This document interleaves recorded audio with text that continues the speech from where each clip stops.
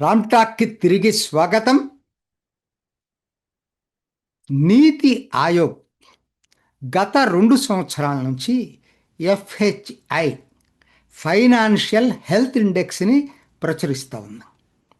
ఇది మంచి పరిణామం.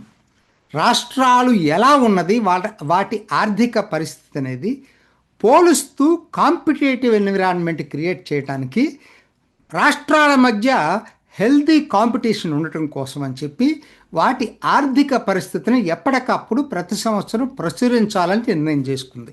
దాంట్లో భాగమే గత 2 సంవత్సరాల నుంచి ఎఫ్హెచ్ఐ ఫైనాన్షియల్ హెల్త్ ఇండెక్స్ రిలీజ్ చేస్తుంది. జస్ట్ 2 రోజుల క్రితం ఆర్థిక సంవత్సరం 23-24 ఫలితాల ఆధారంగా ఇండెక్స్ రిలీజ్ చేసింది. కాకపోతే నాకున్నటువంటి అభిప్రాయం, దీన్ని ముందుకు తీసుకెళ్ళాలి. 24-25 ఇప్పుడు 25-26 కంప్లీట్ కాకపోతుంటే 23-24ని ఏమి రివ్యూ చేస్తాం? చింతకాయ పచ్చడవుతుంది. ఇది కారణం, రాష్ట్రాలు కూడా కోఆపరేట్ చేయాలి నీతి ఆయోగ్. ఎందుకంటే వాళ్ళు 24-25 ఫైనాన్షియల్ ఇయర్ రిజల్ట్స్ కూడా పబ్లిష్ చేయకుండా అఫీషియల్గా గెజెట్లో పబ్లిష్ చేయనటువంటి రాష్ట్రాలు ఇంకా ఉంటున్నాయి. ఏం చెప్పాలి మరి? సరే, అదొక టాపిక్. అది రాష్ట్రాల పనితీరు బట్టి తెలుస్తుంది అది. సరే, ఏంటి అసలు ఈయన ఏం చెప్పాడు? 23-24 ఆర్థిక సంవత్సరంలో ఎలా ఉన్నాయి రాష్ట్రాల ఆర్థిక పరిస్థితి, హెల్త్ ఇండెక్స్ అన్నాడు కదా, ఆరోగ్య సూచిక ఎలా ఉందో చూద్దాం. మొత్తం రాష్ట్రాలని 4గా విభజించాడు. అచీవర్స్ అంటే టాప్ లెవెల్ 50% పైగా వాళ్ళు ఒక కొలబద్ద పెట్టుకొని 4 ప్రామాణిక అంశాలు తీసుకొని 5 ఆ 5లో మార్కులు ఇచ్చుకుంటూ కాంపోజిట్ మొత్తం కలిపితే లెక్కేసుకునేటువంటి మార్కులు 50% పైగా వచ్చిన వాటిని అచీవర్స్ అన్నాడు. రెండోది, ఆ తర్వాత వాళ్ళని ఫ్రంట్ రన్నర్స్ అన్నారు. అంటే అది బెస్ట్, ఇది గుడ్. తర్వాత పర్ఫార్మర్స్, వీళ్ళని యావరేజ్ అనుకోండి. అదే యాస్పిరేషనల్, పేరైతే అద్భుతంగా ఉంది యాస్పిరేషనల్ని, అంటే దరిద్రంగా ఆర్థిక వ్యవస్థ ఉన్న రాష్ట్రాలని. వాళ్ళు చెప్పటం ఇష్టం లేక యాస్పిరేషనల్ అని పెట్టారు. అధ్వానపు రాష్ట్రాలు. ఇది 4 కేటగిరీస్ అండి. ఫస్ట్ కేటగిరీలో మీకు అన్నిటికన్నా ముఖ్యంగా ఉంది ఏంటంటే, టాప్లో నిలిచినటువంటి రాష్ట్రం ఒడిస్సా. పోయినసారి ఒడిస్సానే, ఈసారి ఒడిస్సానే. క్రెడిట్ ఎవరికి ఇవ్వాలి దీనికి? ఖచ్చితంగా నవీన్ పట్నాయక్ ఇవ్వాలి. ఎందుకంటే ఆయన హయాంలోనే కదా 23-24 అంటే ఆ తర్వాతనే కదా గవర్నమెంట్ మారింది. అప్పటిదాకా ఉందా ఆ నవీన్ పట్నాయక్ ప్రభుత్వమే. కాబట్టి మనం ఖచ్చితంగా నవీన్ పట్నాయక్ ఆర్థిక నమూనా బాగుంది దేశం మొత్తం మీద అనేది ఒప్పుకోవాలి. నంబర్ 1. నంబర్ 2 ఏదో వచ్చింది, గోవా వచ్చింది 23-24కి. అప్పటికి కూడా బీజేపీనే ఉంది అధికారంలోకి. అది నంబర్ 2 వచ్చింది. నంబర్ 3 జార్ఖండ్ వచ్చింది. నేను అనుకోవటం వీటికి ఏంటంటే, జార్ఖండ్, ఛత్తీస్గఢ్ వీళ్ళకి ఏంటంటే రాయల్టీస్ పెరిగినాయి ఇప్పుడు. అదవరికి లెక్క కాదు. ఇప్పుడు వాళ్ళకి ఈ మైనింగ్ రాయల్టీస్ అనే అదవరికి కన్నా కూడా ఇప్పుడు బెటర్గా వస్తున్నాయి. ఆదాయం పెరిగింది. దానివల్ల కూడా కొంత అక్కడ ఆర్థిక పరిస్థితి బెటర్ అయిందని నాకు అనిపిస్తుంది. ఈ 3 టాప్లో ఉన్నాయి. నెక్స్ట్ ఫ్రంట్ రన్నర్స్లో ఉన్నాయి 6 ఉన్నాయి. ఈ 6 గుజరాత్, మహారాష్ట్ర, ఛత్తీస్గఢ్, తెలంగాణ, మన తెలుగు రాష్ట్రం తెలంగాణ 7వదిగా ఉంది. ఉత్తరప్రదేశ్, బీమారు రాష్ట్రం ఉత్తరప్రదేశ్ కూడా ఫ్రంట్ రన్నర్స్లోకి వచ్చింది. కర్ణాటక, ఇది వరుస, ఆ వరుసలో వచ్చింది. కర్ణాటక మరి తగ్గిపోయింది, కారణం ఏంటో తెలియదు. అంటే కాంగ్రెస్ నమూనా మోడల్ కదా అది కర్ణాటక. ఈ 6 రాష్ట్రాలు ఫ్రంట్ రన్నర్స్. ఆ తర్వాత కేటగిరీ యావరేజ్ అని చెప్పాను కదా, పర్ఫార్మర్స్లో మధ్యప్రదేశ్, హర్యానా, బీహార్ చూడండి ఎంత వెనకబడిందని అనుకుంటాము. అన్నిటికన్నా దరిద్రం అనుకున్న రాష్ట్రం ఇవాళ బెటర్ పర్ఫార్మెన్స్ రాష్ట్రంలో ఉంది. మేబీ వాళ్ళతో పోటీ కావచ్చు ఫస్ట్ 2తోటి. 3వ దాంట్లోకి రాగలిగింది బీహార్. తమిళనాడు మరి జీడిపి అంత బ్రహ్మాండంగా ఉంది, కానీ ఆర్థిక పరిస్థితి దరిద్రంగా తయారవుతుందనేదే లెక్క. ఎందుకంటే అంత మంచి రాష్ట్రం ఇవాళ 3వ కేటగిరీలోకి వెళ్ళిందంటేనే అక్కడ డిఎంకే పాలన ఏం బాగలేదని అర్థమవుతుంది. రాజస్థాన్, ఇవి 3rd కేటగిరీ. ఇక అధ్వానపు రాష్ట్రాలు ఎక్కడున్నాయా? కింద నుంచి వస్తాను, బాటం నుంచి. పంజాబ్, పశ్చిమ, అంటే మొత్తం దేశంలో ఉన్న రాష్ట్రాల్లో హిమాలయాలు, ఈశాన్య భారత రాష్ట్రాలను పక్కన పెట్టి మేజర్గా 18 రాష్ట్రాలు ఉన్నాయి. ఆ 18 రాష్ట్రాల లెక్కలే తీసుకున్నాం దీంట్లో. మిగతా పెద్ద నామక, పెద్ద ఇన్సిగ్నిఫికెంట్. సో పంజాబు అన్నింటిలోకి 18వ రాష్ట్రం. అది మరింత అధ్వానంగా ఉంది. మరి ఆ తర్వాత ఏముందయ్యా? ఆంధ్రప్రదేశ్ దారుణాతి దారుణంగా ఉంది. అంటే అఫ్కోర్స్ 23-24 గంటలు అది అప్పుడు జగన్ పీరియడ్. దారుణంగా ఉంది. కారణం ఏంటో అందరికీ తెలుసు. ఆంధ్రలో ఏం జరిగిందో. డెవలప్మెంట్కి డబ్బులు లేవు కదా, అన్ని ఉచితాలకే కదా. దరిద్రంగా తయారైంది. ఆ తర్వాత బాటం నుంచి మూడోది ఏదయ్యా అంటే మమతా బెనర్జీ పుణ్యం, పశ్చిమ బెంగాల్ దరిద్రపు ఆర్థిక వ్యవస్థ. నాలుగోది కేరళ, కమ్యూనిస్టు పినరాయి విజయన్ 10 సంవత్సరాల నుంచి పరిపాలన చేస్తున్న కేరళ. ఈ 4 అధ్వానపు రాష్ట్రాలుగా తయారైనాయి. చాలా దారుణంగా తయారైనాయి. అంటే దీనికి మీరు అనొచ్చు, అంటే నేను చెప్పాను కదా 10 రాష్ట్రాలు నార్త్ ఈస్ట్ హిమాలయన్ రాష్ట్రాలను సపరేట్ చేస్తే 18 రాష్ట్రాల్లో మీరు అనొచ్చు దేన్ని బట్టి తీసుకున్నారంటే వాళ్ళు 5 అంశాలు ప్రధానంగా తీసుకున్నారండి. క్వాలిటీ ఆఫ్ ఎక్స్పెండిచర్, మీరు ఖర్చు ఎలా చేస్తున్నారు, నాణ్యత గల ఖర్చు చేస్తున్నారా లేదా అనేది. దేనికో ఉచితాలకు ఖర్చు చేయటము, శాలరీస్కో, పెన్షన్స్కో, వడ్డీల చెల్లింపుకో మీకు వచ్చే ఆదాయం అంతా ఖర్చు చేశారనుకోండి, అది దరిద్రపు నమూనా. అది వాడు చెప్పింది. రెండోది రెవెన్యూ మొబలైజేషన్. సరే మీరు ఖర్చులు ఉంటున్నాయి కదా, దానికి తగ్గట్టుగా సొంత ఆదాయ వనరులను మీరేమన్నా సేకరిస్తున్నారా? ప్రతి వాళ్ళు సేకరిస్తారు. అది మీది ఏ స్థాయిలో ఉంది దాన్ని బట్టి వాళ్ళు లెక్కేశారు. మూడోది ఆర్థిక క్రమశిక్షణ పాటిస్తున్నారా? నేను చెప్పాల్సిన పని లేదు, వివరణ మీకు అర్థమైంది. నాలుగోది అప్పు సూచన ఎలా ఉంది, అంటే డెట్ ఇండెక్స్ ఎలా ఉంది, అది నాలుగోది. ఐదోది ఏంటంటే డెట్ సస్టైనబిలిటీ, అప్పు తీసుకుంటున్నారు సరే, ఆ అప్పు ఎలా ఉంది అసలు, అది కూడా లెక్కలోకి. ఈ 5 సూత్రాలతోటి 5 స్తంభాల మీద ఆధారపడి ఈ వర్గీకరణ చేశారు. ఇదండి జరిగింది. ఇప్పుడు ఒకసారి మనం అన్ని చేయాలంటే కష్టం కాబట్టి అసలు అచీవర్స్ టాప్ 3 స్టేట్స్ ఎందుకు అట్లా టాప్ 3 అయినాయి అంటే సొంత ఆదాయ వనరులు మొత్తం రెవెన్యూ రిసిట్స్లో 60% పైగా ఈ 3 రాష్ట్రాల్లో ఉన్నాయి.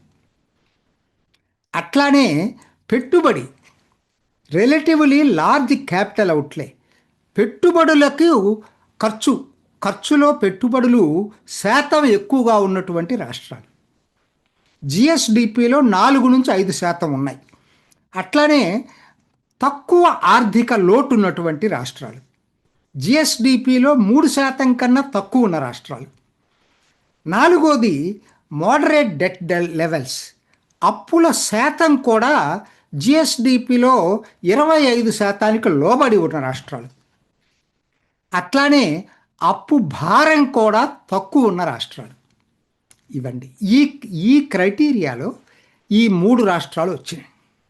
సరే, అధ్వానపు రాష్ట్రాలు ఎందుకున్నాయి అవి కూడా ఆలోచించాలి కదా. ప్రతి వాళ్ళు దీన్ని దృష్టిలో పెట్టుకునే కదా ముందుకెళ్ళాలి. Persistent revenue and fiscal deficits అంటే రెవెన్యూ లోటు, ఆర్థిక లోటు కంటిన్యూస్గా ఉన్న చోట, అంటే ఎఫ్ఆర్బిఎంని ఉల్లంఘిస్తూ ఈ లోట్లు కంటిన్యూ చేస్తున్నటువంటి రాష్ట్రాలు. తర్వాత అప్పు పరిణామం ఉండాల్సిన దానికన్నా చాలా ఎక్కువ ఉండటం, 35 నుంచి జిఎస్డిపిలో 35-40% కేవలం అప్పుల శాతం ఉండటం. మూడోది ఎక్స్పెండిచర్. ఇందా చెప్పాను కదా నేను ఎక్స్పెండిచర్ అని, కమిటెడ్ ఎక్స్పెండిచర్ అంటే అది ఎటువంటి పరిస్థితిలో పే చేయాలి. శాలరీస్ అవ్వచ్చు, పెన్షన్స్ కావచ్చు, లేకపోతే వడ్డీ చెల్లింపులు కావచ్చు. వీటికి సంబంధించి దాదాపు మొత్తం రెవెన్యూ మనకు వచ్చే ఆదాయంలో 50-60% వీటికే చెల్లింపులు చేస్తున్నారు. 50-60% ఈ అధ్వానపు రాష్ట్రాలు. తర్వాత వడ్డీ చెల్లింపులు, తీసుకొచ్చిన అప్పులకి వడ్డీ దాదాపు 15 నుంచి 20% దాకా చెల్లిస్తున్నారు. అట్లానే మీరు లో డెవలప్మెంట్ స్పెండింగ్ ముఖ్యమైనది ఇది. కాబట్టి ఏమవుతుంది, మీకు డబ్బులు లేవు కాబట్టి ఎక్స్పెండిచర్ సైడు డెవలప్మెంట్గా ఖర్చు పెట్టట్లా, చాలా తక్కువ ఖర్చు పెడుతున్నారు. ఇది వాళ్ళ వాళ్ళ గణాంకాలు. వాళ్ళేమీ ఊరికినే రాజకీయ నాయకులు కాదు, నీతి ఆయోగ్ గణాంకాల ఆధారంగా వర్గీకరించిన దాన్ని బట్టి చేసింది. ఒక్కటి నేను ఆంధ్రా నుంచి తీసుకుందామండి, మిగతా అన్ని ఇప్పుడు 4 అధ్వానపు రాష్ట్రాలు చెప్పాలంటే చాలా టైం పడుతుంది కాబట్టి ఆంధ్ర వరకు తీసుకుందామండి. ఆంధ్ర వరకు 18లో 17ది లాస్ట్ బట్ వన్ అధమం నుంచి. ఇది జిఎస్టిపిలో ఇప్పుడు ఇటీవల ప్రవేశపెట్టిన బడ్జెట్ 26-27 బడ్జెట్ జగన్ టైంలోనే కాదు, ఇప్పుడు చూసుకుందాం. ఇప్పుడు 26-27 బడ్జెట్లో కూడా debt to GDP ratio 35 to 36% యాక్చువల్గా ఇప్పుడు. అంటే అప్పటికన్నా తగ్గలేదు. జగన్దేంటో దాని నుంచి బయటపట్టలేదు. వీళ్ళు కూడా అదే నమూనాను పాటిస్తున్నారు, ఉచితాలు విపరీతంగా ఖర్చు పెడుతున్నారు. ఇప్పుడు నీకు కమిటెడ్ ఎక్స్పెండిచర్ 50 to 60% ఉన్నప్పుడు జాగ్రత్తగా ఖర్చు పెట్టాలి. మిగతా అమౌంట్ని ఉచితాలకు ఖర్చు పెట్టేటట్టయితే అభివృద్ధికి డబ్బులు ఉండవు. ఏదో లక్కీగా ఇవాళ ఆంధ్రప్రదేశ్కి ఏంటంటే కేంద్రంతో ఆ లింకు, కేంద్ర సహాయం కూడా బెటర్గా ఉంది కాబట్టి. కానీ ఈ రోజుకి ఆర్థిక క్రమశిక్షణ లేదు, దురదృష్టం ఇది. ఎందుకంటే నేను ఒక్కటే చెప్తానండి, మీరు 24-25కి మన అప్పు 5,68,623 కోట్లు. నేను చెప్పేది ఇవన్నీ ఇటీవలే. 25-26 6,35,177 కోట్లు. 26-27 బడ్జెట్లో పెట్టిన దాని ప్రకారంగా అప్పు 7,11,094 కోట్లు. కంటిన్యూస్గా పెరుగుతానే పోతుంది. నా పాయింట్ అంది, ఇక్కడ పార్టీలకు అత్యంతంగా మాట్లాడుకుందాం. జగన్ది మరీ అధ్వానమే కాదంటే, అసలు రోడ్లు కూడా వేయలేదు ఆయన. దారుణంగా ఉంది జగన్ పరిపాలన. కానీ చంద్రబాబు నాయుడు అభివృద్ధికి ఖర్చు పెడతాడు, ఆయన అభివృద్ధికి అనుకూల వ్యక్తే. కానీ ఎన్నికల్లో గెలవడం కోసం చేసినటువంటి వాగ్దానాలు ఆయన గుదిబండలాగా తయారయ్యాయి. ఎందుకని, ఒక మోస్తరుగా ఆర్థిక పరిస్థితి ఉన్నప్పుడు ఆ వాగ్దానాలు అమలు చేయొచ్చు. పరిస్థితి మరీ అధ్వానంగా ఆర్థిక పరిస్థితి ఉన్నప్పుడు అటువంటి వాగ్దానాలు చేసి గెలిస్తే మరి వాటిని అమలు చేయాలి. అమలు చేయకపోతే ప్రతిపక్షాలు విమర్శిస్తాయి. అమలు చేస్తే ఆర్థిక పరిస్థితి మరింత అధ్వానంగా తయారవుతుంది. ఇవాళ దీంట్లో ఉంది. Fiscal deficit 4.4%. 4%కి మించకూడదు కదా. 4.4%. Salaries, pensions and interest payments అట ఆంధ్రప్రదేశ్ 49%. అంటే నీ వచ్చే రెవెన్యూలో సగం దీనికే పోతుంది. ఎక్కడి నుంచి ఎలా మరి డెవలప్ అవుతుందండి? ఆంధ్రప్రదేశ్ పార్టీలకు అతీతంగా ఒక మోడల్ని తీసుకొచ్చా. ఇది మంచి మోడల్ అయితే కాదు. అఫ్కోర్స్ అనొచ్చు మీరు, చంద్రబాబు నాయుడు మంచి పెట్టుబడులు వస్తున్నాయి ఆయన వచ్చిన తర్వాత, అది వాస్తవం. నేను కాదంటలా. మార్చి 23 రేపు ArcelorMittal స్టీల్ ప్లాంట్ కూడా ఫౌండేషన్ స్టోన్ వేస్తున్నారు, శంకుస్థాపన చేస్తున్నారు. మంచిదే, నేను కాదంటలేదు. గూగుల్ కూడా త్వరలో ఆ నెలలో జరగబోతుంది. కాకపోతే దాంతోపాటు దీన్ని కూడా కట్టడి చేయాలి కదా, ఎక్స్పెండిచర్ని. కట్టడి చేయకపోతే నువ్వు చెప్పే పెట్టుబడులు అనేవి ఫ్యూచర్కి. కానీ ఈ ఆర్థిక క్రమశిక్షణ ఇట్లా ఇదైతే సరిపోతుంది. దీనికి ఏదో ఒక సొల్యూషన్ రావాలండి. కేంద్రం దీని మీద చాలా గట్టిగా చర్య తీసుకోవాలా. కేంద్రం కూడా, రాజకీయ పార్టీలు, ఎందుకంటే వాళ్ళ ప్రభుత్వాలు కూడా బీజేపీలో ఉన్న చోట కూడా ఇదే పని చేస్తున్నాయి. మహారాష్ట్ర చేసింది లడ్కీ బెహనీ స్కీమ్ అని. ఇప్పుడు అస్సాము 9,000 ప్రకటించారు. సో నేను ఎవరిని అంటలా, రిజర్వ్ బ్యాంక్ అయినా సరే కఠినమైనటువంటి మ్యాండేటరీ రూల్స్ తీసుకురాకపోయేటట్టయితే మాత్రం ఇది దేశ ఆర్థిక వ్యవస్థ కేవలం కేంద్రంతోనే సరిపోదు. రాష్ట్రాలు కూడా అదే స్థాయిలో కనుక కాంపిటేటివ్గా తయారు కాకపోయేటట్టయితే మాత్రం దేశ ఆర్థిక పరిస్థితి మెరుగుపడదు. ఏదేమైనా ఇప్పుడున్న పరిస్థితుల్లో ఈ 4 రాష్ట్రాల్లో ఈ అధ్వానపు స్థితి నుంచి బయటపడుతుందని ఆశించటం అత్యాశైనని నా ఉద్దేశం. ఇది ఈనాటి రామ్ టాక్. ఇంకొక ఎపిసోడ్లో మళ్ళీ కలుసుకుందాం. నమస్తే. చూసారు కదండి, మరి ఈ వీడియో కనుక మీకు నచ్చినట్లయితే ఒక లైక్ కొట్టేసి మీ అభిప్రాయాన్ని కూడా కామెంట్ బాక్స్లో తెలియజేస్తూ ఇలాంటి ఇంట్రెస్టింగ్ అప్డేట్స్ కోసం మా ఛానల్ని సబ్స్క్రైబ్ చేసుకోండి.